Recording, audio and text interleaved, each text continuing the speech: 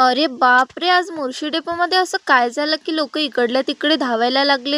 काय झालं सांगते तुम्हाला. ब्लॉग सुरुवातीपासून बघा. राम राम पब्लिक, जय शिवराय. कशा आहात तुम्ही? सर्वच चांगलेच असाल. तर नेहमीप्रमाणे मी जात आहे कॉलेजमध्ये.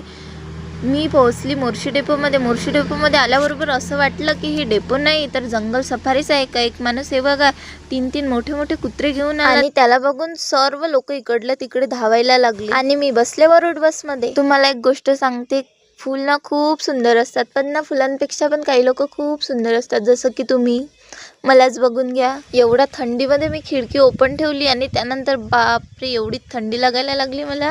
नंतर पोहोचली मी कॉलेजमध्ये आणि कॉलेजमध्ये पण बघा मला थंडीच लागत होती जास्त.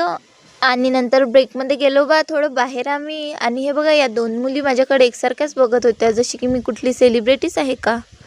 दुकानात गेलो, स्नॅक वगैरे घेतले आणि गेलो क्लासमध्ये. आणि ही मुलगी बघा काय करत आहे, तर यांचा टाइमपासच चालू राहते. अभ्यास कमी लेक्चर झाले आणि आम्ही घराकडे निघालो. तर मला असं वाटलं की थोडा वेळ खेळून घ्या, पण मला काय माहिती होतं की माझी लाईफ जेठालाल मोडमध्ये जाणार. म्हणून मी तिथे खेळायला गेली आणि पडता पडता वाचली.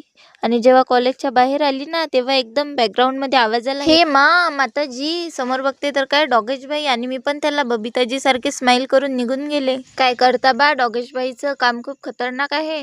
असा गेला मग आजचा दिवस. व्हिडिओ आवडला असेल तर लाईक, कमेंट, शेअर करा. Bye bye.